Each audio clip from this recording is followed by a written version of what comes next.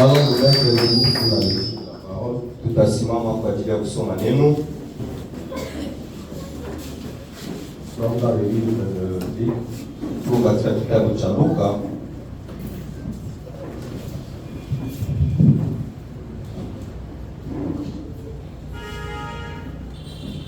Sommes dans Luc chapitre 7.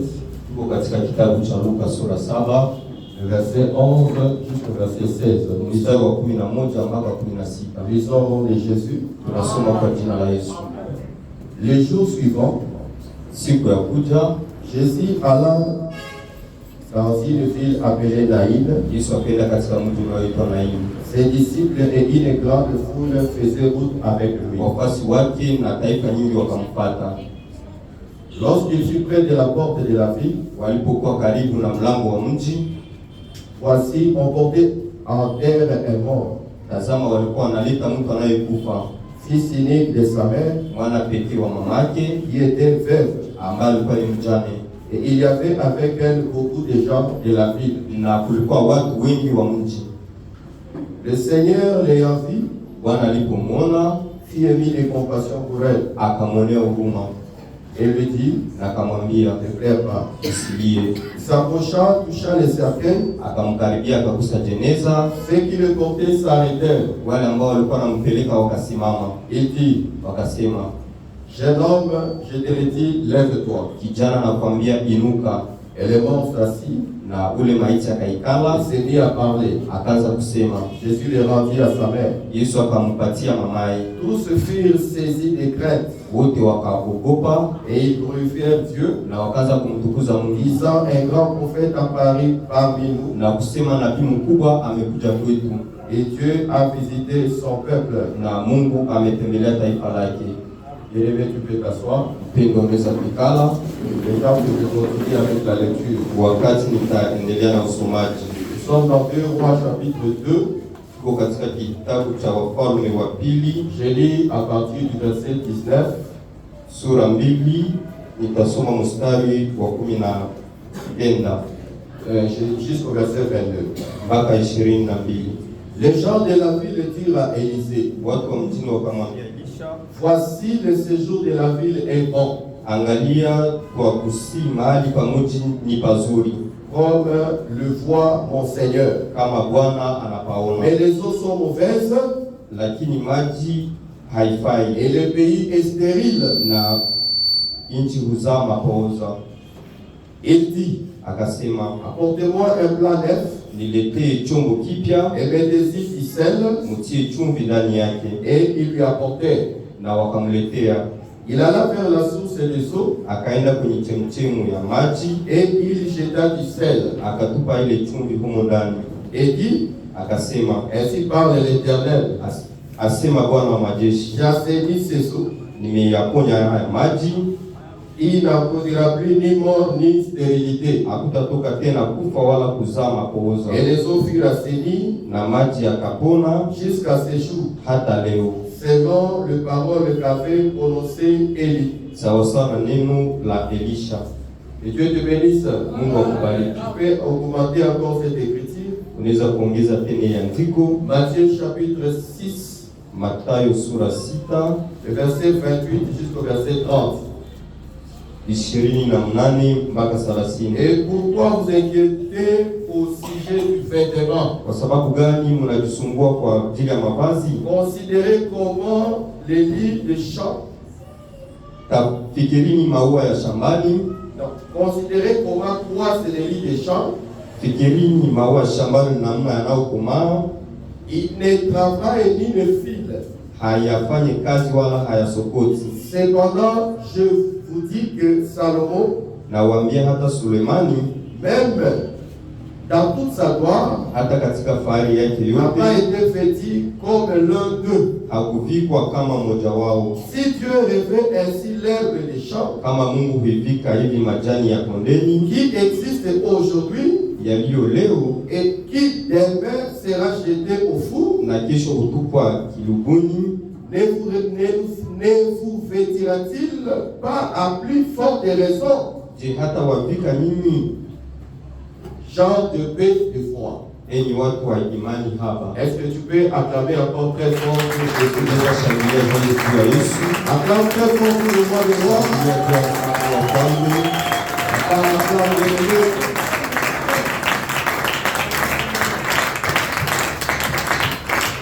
Que Dieu bénisse ta présence. Bwana bariki uwepo wako. Tu es déjà béni au nom de Jésus. Umebarikiwa tayari kwa jina la Yesu. C'est que je vais te demander, Kitu nitakuomba c'est que tu ne sois pas distrait. usikue katika kuzubaa. Parce que le Seigneur bénit au travers de sa parole. Bwana ubariki kupitia neno lake. Et Dieu te bénisse. Mungu akubariki. On ne soit pas distrait, bien-aimé. Usikue mwenye kuzubaa mpendwa. Regarde-moi. Unitazame. Moi, je serai en train de parler de la part du Seigneur. Wakati nitaongea kwa niaba ya Bwana. Parce que je ne suis qu'un vase. Niko tu chombo. C'est le Seigneur qui fait te parler maintenant. Ni Bwana ndio Tu atakuongelesha as sasa. quitté ta maison Umetoka nyumbani pour mwako venir chercher Dieu ici.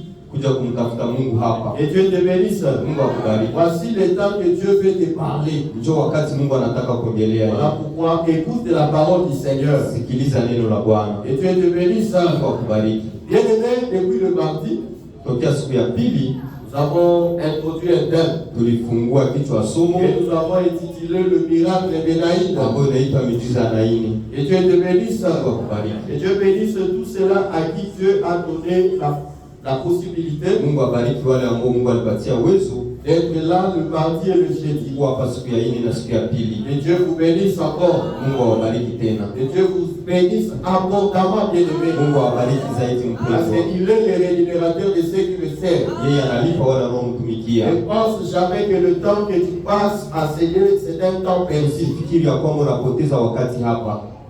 Tout le temps que tu passes dans la présence du Seigneur, Wakati uko katika uwepo wa tu es Bwana, en train de s'aimer pour l'évangile. uko na panda juu ya Injili. Et le Seigneur, au temps du Seigneur, Na wakati wa Bwana tu moissonneras. utavuna.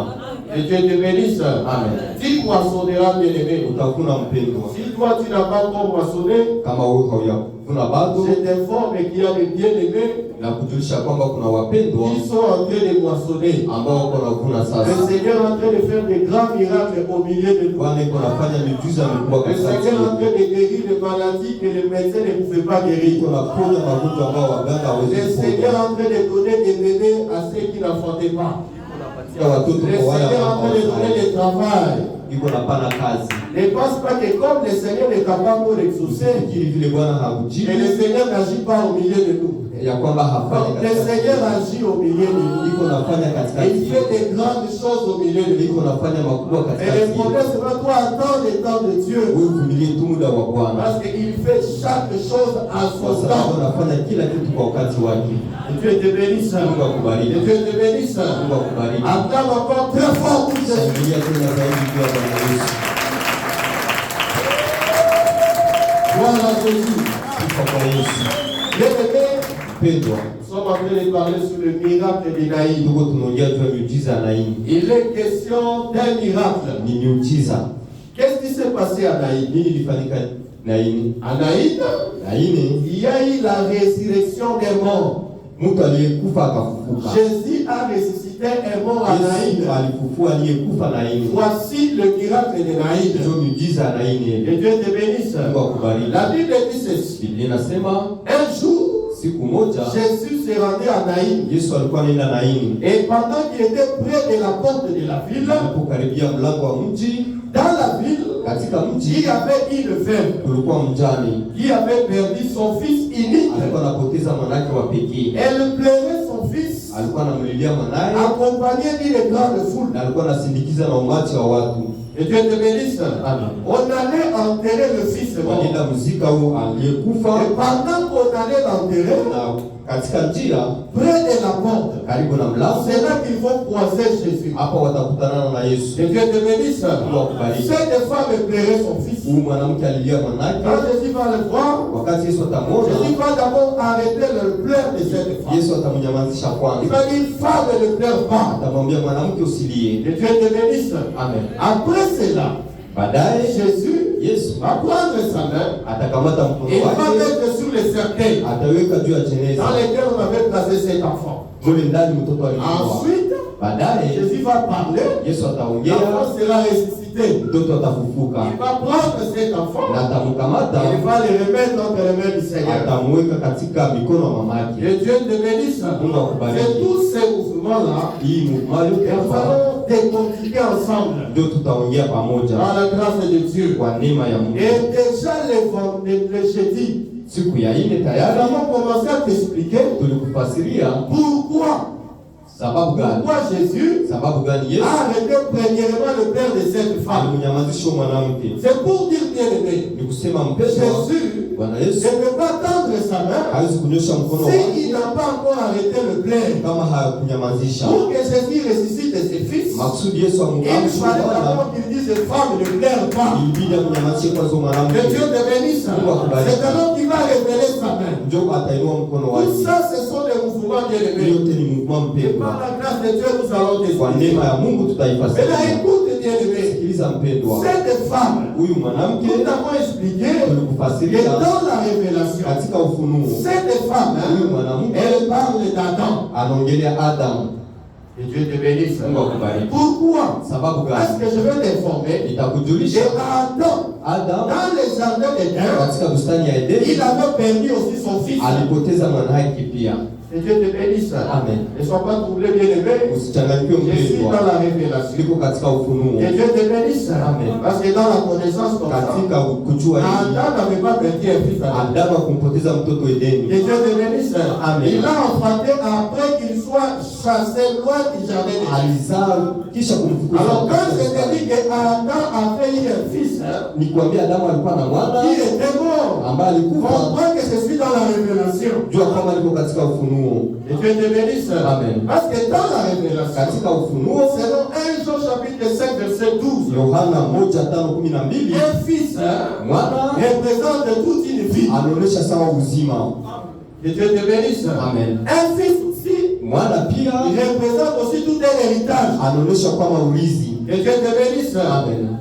Celui qui a le fils, Anaye mwana il a la vie. ana uzima. 1 Jean chapitre 5 verset 12. Yohana Le 1:5-12, fils est comme héritage. mwana kama urithi. Psaume chapitre 127 verset 3. Zaburi Que 125. Dieu te bénisse. Amen. Voilà pourquoi tu vas remarquer Ndio maana que utatazama lorsque Adam va pécher wakati Adamu atafanya dhambi dans le jardin, katika bustani, la Bible dit ceci, Biblia inasema il va perdre la vie éternelle, atapoteza uzima wa milele, mais aussi na pia il va être chassé du jardin. atafukuzwa katika bustani, Il sera chassé d'Éden, bien-aimé. atafukuzwa katika Edeni. C'est-à-dire, Ina maana quand Adam pêche, wakati Adamu il anafanya perd dhambi son fils.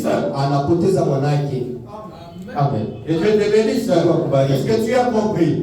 Voilà pourquoi nous sommes en train de démontrer que cette femme-là, nous pouvons la typifier aussi comme Adam. sawa sawa na Adamu. Et Dieu te bénisse. Amen. Remarque encore, Tazama tena, cette femme ici, huyu mwanamke quand elle a perdu son fils, wakati atapoteza elle ne mwanake pleurait pas seule son fils. hakulia mwenyewe. Il y avait aussi une foule Kulikuwa watu qui pia pleurait derrière elle. ambao walikuwa Elle wanalia n'était pas la seule à être dans le deuil. na hawakuwa mwenyewe katika kilio. Et Dieu te bénisse. Amen. Cette femme est dans le Huyu deuil. mwanamke alikuwa katika Mais kilio, son deuil concerne beaucoup de monde. lakini kilio na kuhusika na watu wote. Adam aussi. Adamu pia, Frère Paul nous dit ceci. Paulo Dans anatuambia Romains chapitre 5, Warumi sura 5 le verset 19, mstari wa que 19, par la désobéissance d'un seul homme, kutii kwa mtu mmoja les péchés s'est répandu sur plusieurs personnes. dhambi ingia kwa watu wengi. Et Dieu te bénisse.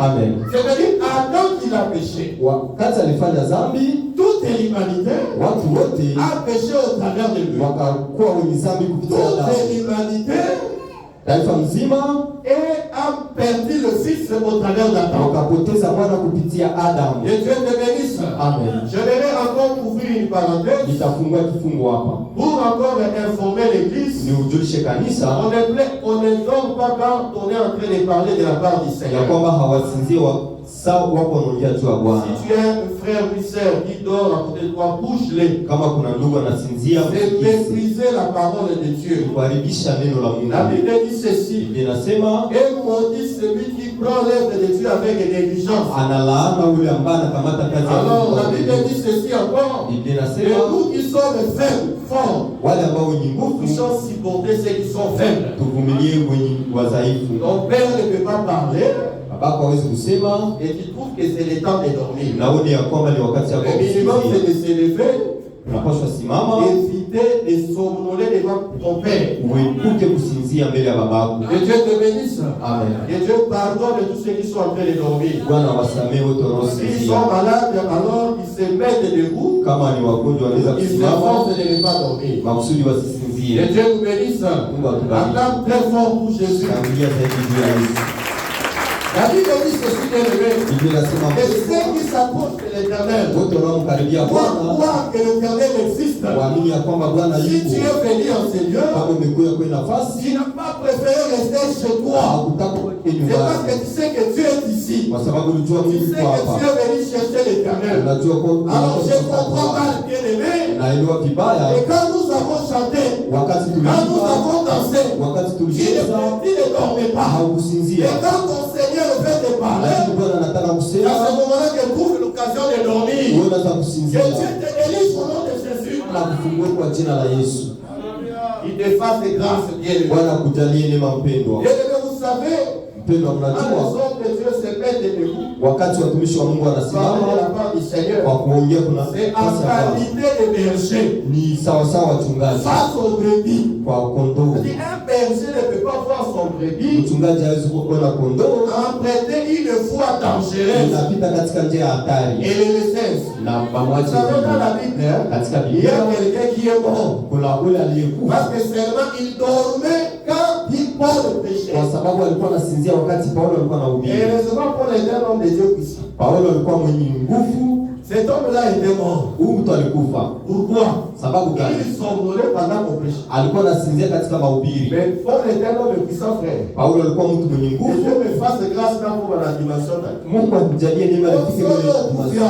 Ukikufa Bah, hapa, écoutez, on lui a donné la pose. neema Mungu ufufuke tu. Acclame pour Jésus. Shangilia juu ya Yesu. Acclame très fort pour le roi de roi. Pia zaidi kwa mfalme wa falme. Que Dieu te bénisse. Mungu akubariki. Tout ça, c'est l'amour bien-aimé. Ile ni upendo mpendwa. Tout ça, c'est l'amour bien-aimé. Ile ni La upendo. Bible dit l'homme ne vivra Biblia inasema pas seulement du pain, haiko tu kwa mais de mkate, toutes les paroles qui sont de la bouche de Dieu. lakini kwa neno pia inatoka katika kinywa Que cha Dieu Mungu. te bénisse. Mungu akubariki. Maintenant, écoute bien-aimé. Sikiza mpendwa. Nous disons ceci. Tunasema hivi, Cette femme-là, huyu mwanamke c'est Adam. ni Adamu. Que Dieu te bénisse. Amen. Nous avons dit ceci. Tulikuambia Quand Jésus vient wakati Yesu atakuya à Naïn, huko na hivi, il s'arrête à la paix de la porte alikuwa karibu na mlango pour ressusciter le Fils, kwa kumfufua pour mwana, retourner au Fils, kwa kumrudisha mwana, pour retourner le Fils à la femme. kwa kumrudisha mwana kwa mamaye. Jésus doit d'abord arrêter le Père. Atamnyamazisha kwanza S'il huko. comprend déjà, Hapo le naelewa verset de verbe, c'est Adam. huyu mjane ni Adamu. Que Dieu te bénisse. Amen. Oh Adam, Adamu pourquoi il a perdu son héritage? sababu kale alipoteza urithi, Pourquoi il a perdu la vie éternelle? alipoteza uzima milele C'était à za cause du ni péché. kwa sababu ya dhambi. Que Dieu te bénisse. Amen. Ecclésias chapitre 3, verset 4. Eklesiaste 3:4 La Bible dit ceci, Biblia inasema qu'il y a un temps pour toutes ya choses. kwamba kuna wakati kwa kila kitu, Le temps de pleurer wakati wa kulia et le temps de na rire. wakati wa kucheka. C'est comme ça que nous t'avons expliqué. Na hapa tulikufasiria Et quand Jésus wakati Yesu arrête le pleur de cette femme, anamnyamazisha mwanamke, Jésus arrête tout un temps. anatia mpaka kwa wakati fulani. Parce que le pleur, Kulia c'est un temps. ni wakati fulani, Le pleur, kulia c'est un temps. ni wakati, Le rire aussi, kucheka pia c'est un temps. ni wakati fulani. Que Dieu te bénisse. Amen. Voilà pourquoi quand Jésus vient, Wakati Yesu il atakuja va faire autant de pleurs ataweka mpaka kwa wakati wa pour introduire cette femme na kuingiza mwanamke au temps de rire. wakati wa kicheko.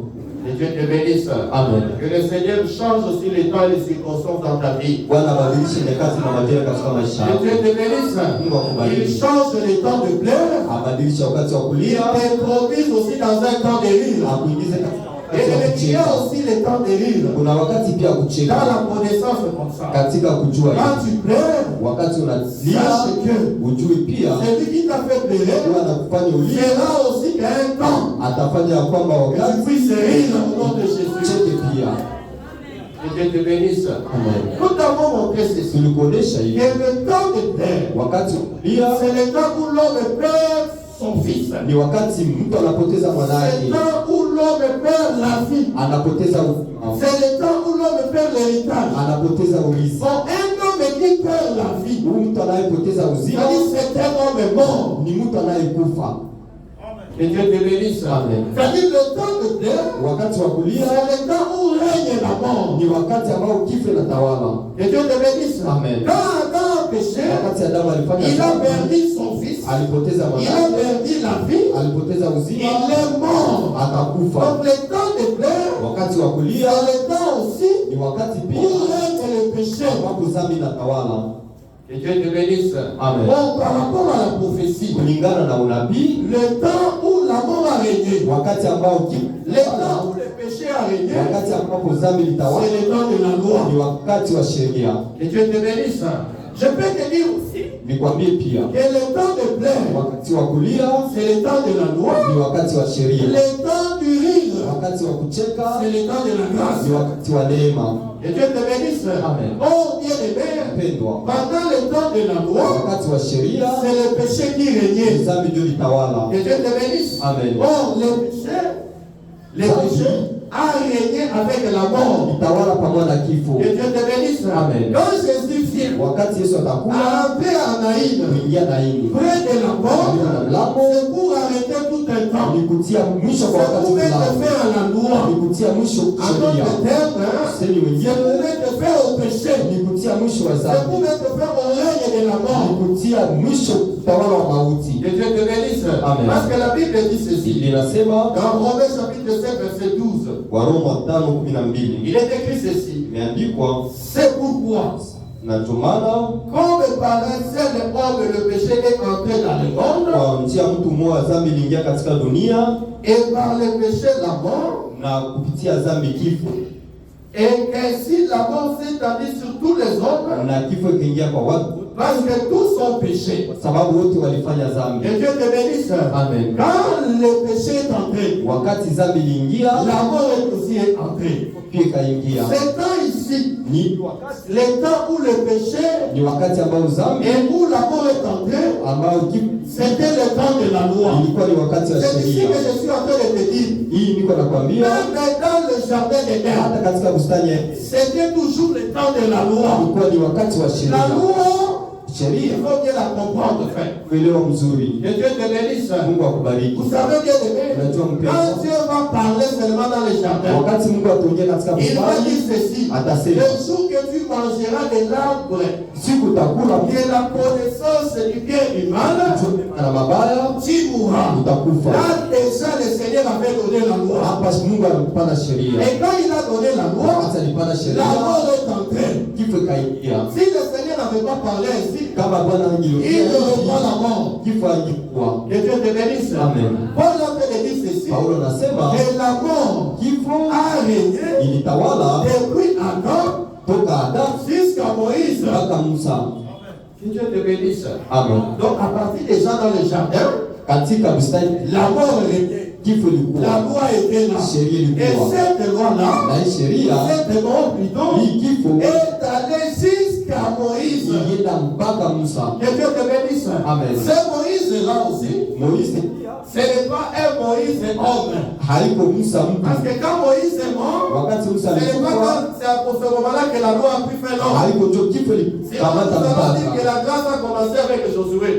hapa. Tunaweza sema nini ilianza Donc, na quand la Joshua. Bible dit ceci, Wakati Biblia que la inasema mort a régné ya kwamba kifo litawala depuis Adam tokea Adamu jusqu'à Moïse, mpaka Musa. c'est Moïse-là, Huu Moise c'est tout un temps. ni wakati, Que Dieu te bénisse. Amen. C'est tout un temps de la loi. ni wakati ya La loi sheria. qui a été donné à Sinaï. sheria ambayo ilipana Sinai. Que Dieu te bénisse. Amen. Voilà pourquoi la Bible dit ceci. Ndio maana Biblia Et inasema les pharisiens Wafarisayo et les scribes na sont waandishi assis walikuwa dans wanaishi la chair de Moïse. katika sheria ya Musa, Chair de qui? madhabahu ya Musa. Voilà. Or à ce moment-là, Oui, wakati Moïse était déjà mort. Musa alikuwa Les anakufa, pharisiens Wafarisayo et les scribes na wascribe étaient assis dans la loi de Moïse. walikuwa wanaketi katika sheria ya C'est Musa. pendant ce temps-là, Oui, wakati tout ce temps-là, hii wakati que l'homme amutu ou la femme de Naïn mjane wa avait Naini perdu son fils. alimpoteza mwanake. Que Dieu te bénisse. Amen. Aujourd'hui, nous allons vous donner quelle force.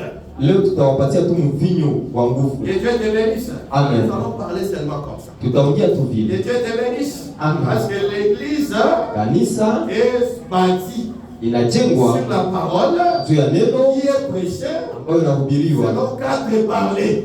misemi ine, Que Dieu te bénisse.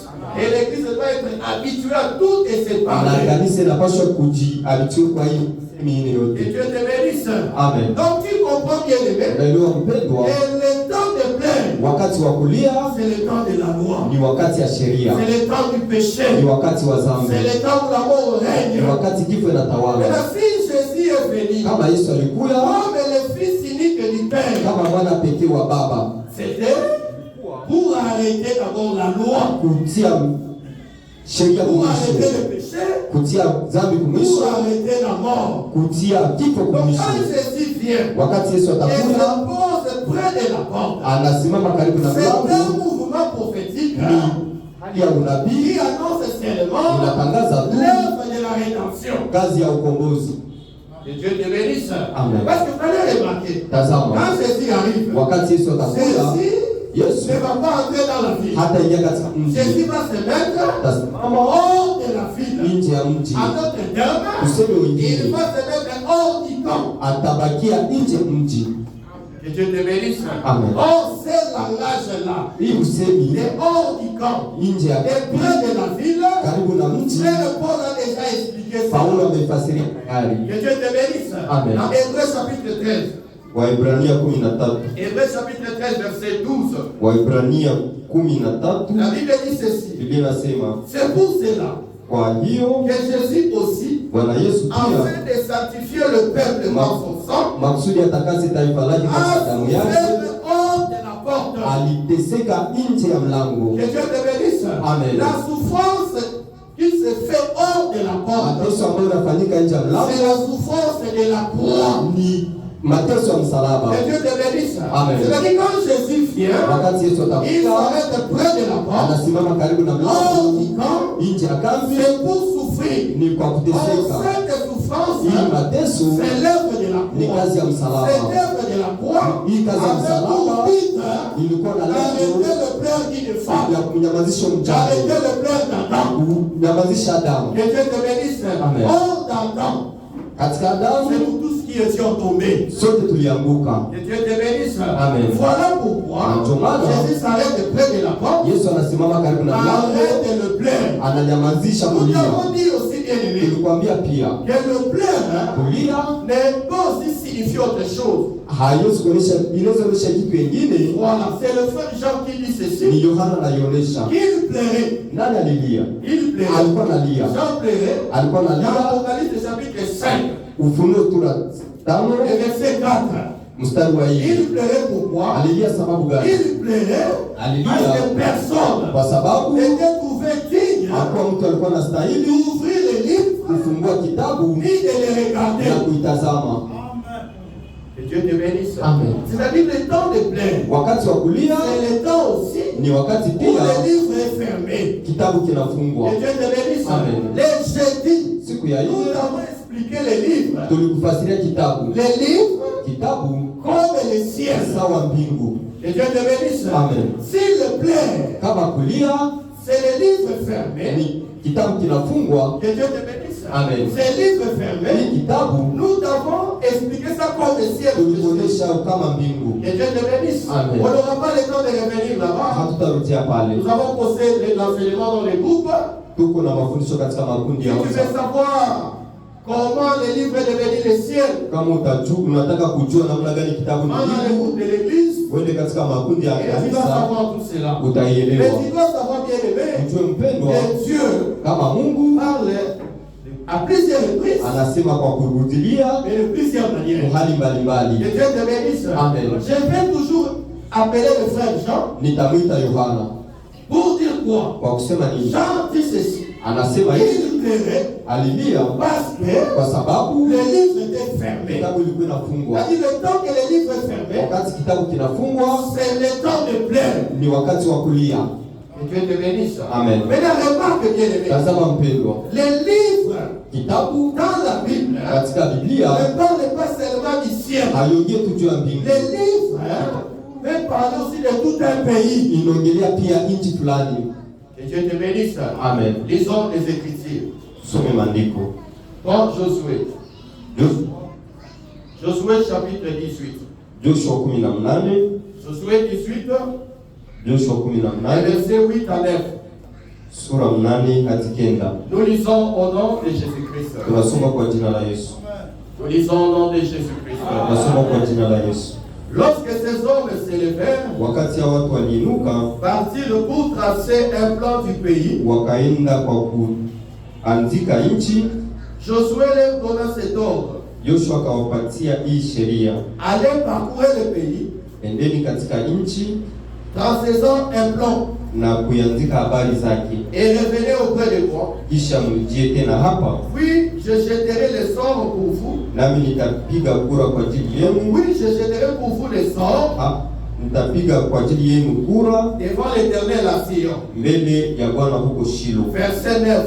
Mstari wa 9. Ces hommes partirent, Wale watu wakaenda parcourir le pays, wakapita katika nchi, et en tracèrent d'après le fil un plan en 7 parts. wakaandika habari zake katika chuo, kuigawanya mji, Dans un livre, na katika kitabu ils réfèrent auprès de Josué wakarudia kwa Joshua dans les cas de Silo. katika marango ya Shilo. Que Dieu te bénisse.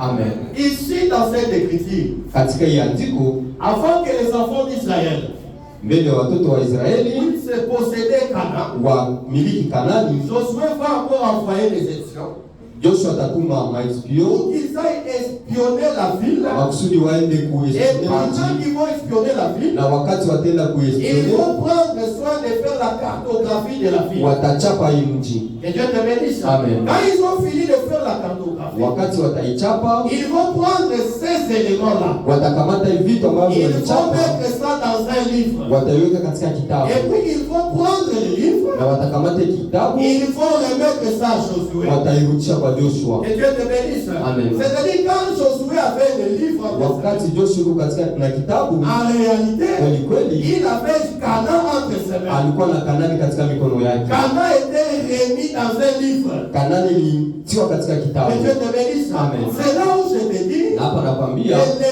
livre kitabu peut aussi représenter tout un pays. inaonyesha pia mji Tu fulani. vas remarquer même bien aimé Utatazama mpendwa, que le pays de Canaan nchi ya Kanani était si divisé. ilikuwa Quand inagabuliwa. ils ont fait la cartographie, Wakati walichapa, ils ont divisé ça en 7 parts. waligawanya mara 7. Que Dieu te bénisse. Amen. Donc c'est un livre Ni kitabu cartographié en 7 parts. inagawanywa mara 7. Donc quand il entre dans l'Apocalypse chapitre 5, Ukienda katika Ufunuo sura on dit 3, aussi que le livre qui était scellé wanasema kitabu inayofungwa était scellé en 7 sceaux. ilikuwa inafungwa na mihuri 7. C'est-à-dire, Ina maana Canaan aussi Kanani pia était scellé. ilikuwa inafungwa. Que Dieu te bénisse. Amen. Les 7 villes-là Hii mji étaient habitées par le peuple païen. ulikuwa watu ambao ni wapagani, Et Israël devait combattre lakini Israeli walitakiwa et wapigane chasser. na wafukuze. Que Dieu te bénisse. Amen. Canaan, Kanani c'est un livre ni kitabu scellé. ambayo inafungwa. Que Dieu te bénisse. Amen. Quand est-ce qu'on pleure? Wakati gani wanalia? On pleure quand Canaan est scellé. Wanalia wakati Kanani inafungwa. Que Dieu te bénisse. Or, en réalité, Kweli il kweli y a un autre prophète kuna nabii que mwingine je vais appeler ici. ambaye Ce nitamwita, prophète va nous dire atatuambia que ni Canaan que tu vois là, Kanani ambayo c'est unaiona le jardin d'Éden. ni bustani ya Eden. Que Dieu te bénisse. Amen. Appelons le prophète Joël. Tumwite Yoeli. Joël chapitre 2. Yoeli sura 2. Le verset 3, nous lisons au nom de Jésus. Mstari wa 3 tunasoma kwa jina la Yesu. Devant lui est un fer dévorant. Mbele yake moto ulao. Et derrière lui une flamme brillante. Nyuma yao miali ya moto inateketeza. Le pays était auparavant comme un jardin d'Éden. Hiyo nchi inafanana na bustani ya Edeni. Et puis c'était un désert affreux. Na ilikuwa ni jangwa tupu. Rien ne lui échappe. Na hakuna aliyekuwa. Le pays dont il est question ici. Hii nchi hapa c'est Canaan. Ni Kanaani. Que Dieu te bénisse. Amen. Cette écriture hii andiko a une portée prophétique. Ina kitu ya unabii. J'appelle seulement cette écriture na ile andiko comme un témoin sawa shahidi pour t'expliquer kwa kufasiria Canaan qui était fermé. Kanaani ambayo ilikuwa inafungwa. Mais aussi représenter les jardins d'Éden. Inaonyesha pia bustani ya Edeni. Parce que les jardins d'Éden aussi. Bustani ya Edeni. C'était un livre fermé. Ilikuwa ni kitabu inayofungwa. Amen. Je te bénisse. Mungu akubariki. Vous avez bien aimé. Ile mnaelewa Dans Genèse chapitre 3. Mwanzo sura 3. Quand Adam a péché. Wakati Adamu alifanya dhambi. Dieu a dit ceci. Mungu akasema. L'homme, lisons cette écriture. Lisons. Je vais lire les écritures aujourd'hui. Some andiko. Acclame d'abord très fort pour Jésus. Shangilia zaidi juu ya Bwana. Acclame très fort pour le roi de roi. Shangilia juu ya mfalme wa mfalme. Genèse chapitre 3. Mwanzo sura 3. Je commence à partir du verset 22. Tasoma mstari wa 22. La Bible dit ceci. Biblia ikasema, l'Éternel Dieu dit, Bwana Mungu akasema, voici l'homme est devenu comme l'un de nous. Tazama mtu anakuwa sawa mmoja wetu. Ça c'est très bien. Mais c'est pas la nourriture du jour. Je reprends l'écriture. L'Éternel Dieu dit ceci. Bwana Mungu akasema hivi, voici l'homme tazama mtu est devenu comme l'un de nous. Anakuwa sawa mmoja wetu. Pour la connaissance du bien et du mal. Kwa kujua mema na mabaya. Écoutez. Sikiliza. Empêchons-les maintenant. Tumuzuize sasa. D'avancer sa main. Asinyoroshe mkono wake. Et prendre de l'arbre de vie. Na kukamata mti wa uzima. D'en manger. Akule. Et de vivre éternellement. Akaishi milele. Vous voyez un fils qui est mort ici. Mnaona mwana aliyekufa hapa? Vous l'avez pas vu. Amone hapa. Allez le voir. Tamwona. Verset 23. Et l'Éternel, Dieu, les chasseurs du jardin d'Éden, akamfukuza katika bustani ya Edeni, pour qu'il cultive la terre, makusudi ailime où ardhi il était venu. ambao alitoka ndani. Vous voyez la perte de l'héritage. Unaona kupoteza Vous urithi. voyez, vous n'avez pas compris. Vous allez voir. Mtaona. Écoutez, voyez maintenant comment Canaan est un livre fermé. Tazama Kanaani inakuwa kitabu kufungwa na Le Mungu. verset 24. 24. C'est ainsi qu'il chassa Adam. Na hapa Mungu akamfukuza Adam. Et le mit à l'orient du jardin. Akamweka mashariki mwa bustani. Le chérubin. Na les makerubi qui agitaient une épée flamboyante ambao walikuwa na upanga pour garder les chemins de l'arbre. Kwa kuilinda njia ya mti wa uzima. Et Dieu te bénisse. L'arbre de vie mti wa uzima était dans le jardin d'Éden. Katika bustani ya Edeni. La Bible dit ceci. Biblia inasema quand l'homme va pécher, wakati mtu atafanya dhambi, Mungu atasema l'homme est devenu comme l'un de nous. Mtu anakuwa sawa sawa na sisi. Qu'est-ce que nous devons faire? Tutafanya nini? Nous devons l'empêcher. Tutamzuia premièrement kitu cha kwanza d'avoir accès à l'arbre de vie. Asikuwe na nafasi kwa mtu wa uzima. Que Dieu te bénisse. Amen. Deuxièmement, kitu cha pili on va les chasser du jardin d'Éden. Tutakufukuza katika bustani ya Edeni. C'est ici que nous t'avons dit. Hapa tulikwambia que cette femme huyu mwanamke représente Adam. Anamuonesha Adam. Adam aussi. Adam il a perdu la vie. Alipoteza uzima milele. Il a perdu aussi son héritage. Akapoteza pia urithi wake. Et après avoir perdu tout cela, kisha kupoteza hili, la Bible dit ceci. Biblia inasema Dieu va appeler maintenant le chérubin. Mungu ataita makerubi. Ils vont prendre une épée flamboyante. Akamata upanga na waka moto. Cette épée-là, hii mpanga c'est pour empêcher à l'homme ni kumzuia mtu d'avoir accès à l'arbre de vie. Asiguse tena mtu wa uzima.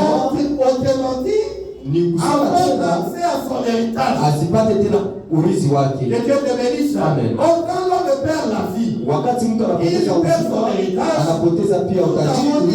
Ulikwambia c'est le temps de plaire. ni wakati wa kulia. À d'autres termes, c'est le temps où le livre est fermé. Ni wakati kitabu kinafungwa. Que Dieu te bénisse. C'est-à-dire, bien aimé, Mpendwa, les livres fermés, kitabu inaofungwa c'est Cana qui est fermé. ni Kanani inaofungwa. Les livres fermés, Kitabu inaofungwa c'est Éden qui est fermé. ni Edeni C'est le inaofungwa. jardin de l'Éden qui est Ni fermé. mstari ya Edeni Maintenant, la inaofungwa. Bible dit ceci. Biblia inasema Dans Apocalypse chapitre 5, Ufunuo 5 le verset 5 à 7, 5 na 7, Jean plairait. Yohana Il alilia. disait ceci. Alisema Il hivi. plairait Alilia parce que personne n'était trouvé digne kwa sababu hakuwa d'ouvrir anastahili le livre. kufungua En vitabu. d'autres termes, Tuseme yengine. personne n'était trouvé digne Hakuna alistahili d'ouvrir l'accès dans le jardin. kufungua njia katika bustani. Que Dieu te bénisse. Amen. Personne n'était trouvé digne. Hakuna aliyekuwa Pourquoi? sababu Parce que ya pour accéder dans le jardin, kuingia katika il bustani fallait passer par l'épée. ilibidi kupita kwenye mpanga, Il fallait accepter la mort. ilibidi kuitika kifo. Est-ce que vous me suivez? Mnanifuata? Parce que devant les jardins, Mbele ya bustani il y avait une épée. kulikuwa upanga. Pour accéder à la vie, Kwa kupata pour uzima, accéder à kwa l'arbre, kufika kwenye il faut être uzima, capable ilibidi de wewe donner sa vie. mwenye kupana uzima wake. Que Dieu te bénisse. Amen. Jean plairait pourquoi? Parce que personne n'était pas capable de passer par cette épée. Et la Bible dit ceci, c'était un épée flamboyant. Ilikuwa upanga unaowaka moto. C'était un épée en feu. Ilikuwa ni upanga unaowaka C'était moto. une épée qui signalait un jugement. Ilikuwa inaonyesha hukumu. Parce que le feu Moto parle du jugement. unaonyesha hukumu. Que Dieu te bénisse. Mungu akubariki. Mais je dois bien aimé. Sikiliza mpendwa, Quand Jean était de pleurer, wakati Yohana iko nalia, la Bible dit ceci. Biblia inasema Il pleurait alilia parce que personne n'était trouvé digne. kwa sababu hakuwa mtu Mais alikuwa quand il anastahili. vieillard, Mmoja wale il va wazee lui dire, atamwambia Jean ne pleure pas. Yohana, usilie, Ne pleure pas. usilie Parce que les lions de la tribu de kwa Juda sababu simba kabila la Yuda ameshinda pour ouvrir le livre. kwa kufungua kitabu. Et Dieu te bénisse. On nous avons expliqué Nilikufasiria dans Amos chapitre 1er verset 2 Amosi 1:2, que les lions de la tribu de Juda, simba wa kabila la c'est Yuda l'Éternel ni lui-même. Bwana mwenyewe. Que Dieu te bénisse. Donc c'est l'Éternel Ni Bwana qui devait en réalité ndio passer par cette épée. alipaswa pita kwenye mpanga. Que Dieu te bénisse. Amen. C'est lui-même Ni qui mwenyewe devait donner sa vie. ambaye alitakiwa kutoa Que maisha Dieu yake. te bénisse. Mungu akubariki. Dieu devait donner sa vie Mungu alitakiwa kupata pour uzima wake manifester son amour. kwa kuonyesha upendo wake. Que Dieu te bénisse. Amen. Je vais te parler de l'amour de Dieu. Nitakuongelea juu ya Il upendo wa dit Mungu. ceci. Nilisema La hivi, loi disait, sheria œil pour œil, jicho kwa jicho, dent pour dent. jino kwa Tu jino. mets tout l'œil, Unalitobola jicho, et tu tout aussi ton œil. unatoboa yako C'est pia. ça la loi divine. Ndio Il dit sheria hii. amour bien-aimé. Hii upendo, Upendo ya Bwana. upendo wa Bwana. Que Dieu te bénisse. Amen. Tu me coupes la main, je te coupe aussi la main. Na kukata mkono na nikata Si je mkono. n'étais pas encore coupé la main, Kama sifanye si je hivyo, n'ai pas encore tourné aussi ton kama œil, siyatobola jicho c'est-à-dire ce lako, n'est pas encore manifesté l'amour. siyaonesha upendo. Que Dieu te bénisse. Amen. Quand tu as donné cette loi, Wakati Mungu alipana hii sheria, c'était la manifestation de l'amour de Dieu. ilikuwa ni kuonesha upendo Mais yake. Israël, comme il était un peuple charnel, Yule ambao walikuwa watu wa il kimwili a pris cette loi, walikamata hii il sheria, a appliqué walifanya charnellement. kimwili, Oubliant que wakasabu Jean chapitre 5 verset 39, Yohana 5:39. Jésus est en train de dire, Yesu vous kunasema sondez les Écritures, unachunguza vous maandiko, pensez trouver amener de la vie éternelle. unafikiria kwamba mnaweza pata Oh, les uzima Écritures, milele, lakini là, le témoignage de moi. inanishuhudia. C'est-à-dire quand Jésus, Dieu disait, Wakati Yesu si on alisema, te trouve l'œil, wakati wanakutobola tu dois jicho, te venger. inabidi kujilisha C'est-à-dire tu dois kisirani, payer le prix du crime que tu as fait. kujilishia. Que Dieu te bénisse. Amen. Je vais te dire bien aimé, Nikwambie mpendo, c'est lui qui a fait yule que aliyefanya Adam puisse tomber dans le jardin. Adamu amke katika bustani C'est Dieu lui-même. alikuwa ni Mungu mwenyewe. Amen. Amen. Que Dieu te bénisse. Remarquez un peu les scénarios. Tazama kitu, Lors de pêche, mtu anafanya sana, Dieu ferme l'accès du jardin. Mungu anafunga njia ya Mais bustani. avant que l'homme ait péché, Mbele mtu afanye dhambi, l'accès du jardin était ouvert. kuingia katika bustani ilikuwa wazi. Pourquoi seulement? Sababu Il a mis l'épée quand l'homme a péché. aliweka mpaka wakati mtu S'il alifanya dhambi. avait mis l'épée Kama aliweka avant mpaka que l'homme ait péché, mbele mtu afanye les cieux dhambi, ne pouvaient pas entrer. hakuna ulipaswa kuingia kwa sababu ulikuwa wazi. Alikuwa ni mtu wa kutembea.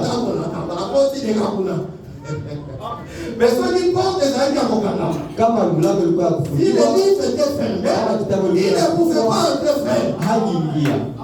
C'est lui qui a posé la mort d'Adam. Ndio mwenye alifanya Adamu akufe. Mungu mwenyewe. Voilà pourquoi. C'est lui qui est digne. Ambaye anastahili passer par les peuples. Kupitia kwenye mpaka kufungua mlango ni Mungu mwenyewe.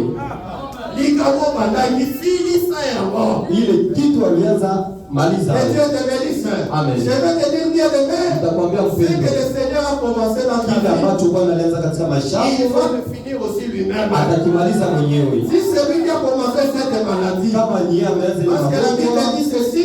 Les bons et les biens nous viennent de l'Éternel. Na mabaya yanatoka kwa wamilele. Si tu es chômeur aujourd'hui. Kama hauna kazi leo. Ne regarde pas d'abord ton oncle ou ta tante. Usiangalie ndugu zako, usiangalie au on va interroger. Wewe mswali. Celui qui t'a trouvé l'œil. Ambali kutoa jicho. Que Dieu te bénisse. Amen. Quel que soit ton problème. Haijalishi shida yako. Lui qui blesse. Yeye anaumiza. C'est lui qui fait encore passer. Na yeye anakia kutunza kidonda. Que Dieu te bénisse. Amen. Voilà pourquoi